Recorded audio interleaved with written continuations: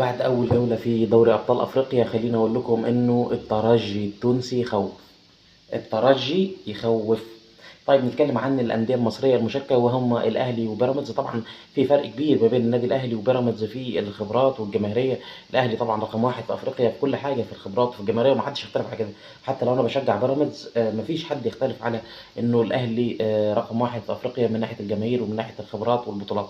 لكن في عامل مشترك ما بين الفرقتين وهو القوة الهجومية المفرطة والدفاع المستباح.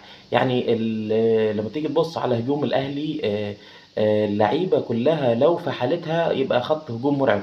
بتكلم على حسين الشحات وبيرسي تاو ورضا سليم وقفشه وامام عاشور وعمر الساعي وسام ابو علي وكهربا. خط هجوم مرعب. نفس القصه في بيراميدز الناحيه الثانيه.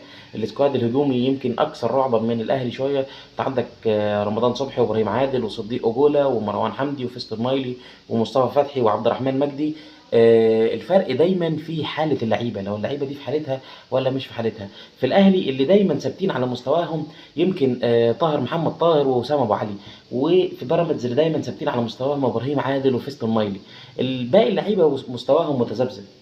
قصة المشكلة الكبيرة ما بين الأهلي اللي موجودة في الأهلي وبيراميدز حاليا، وهي إنه الدفاع بتاع الفريقين مستباح تماما.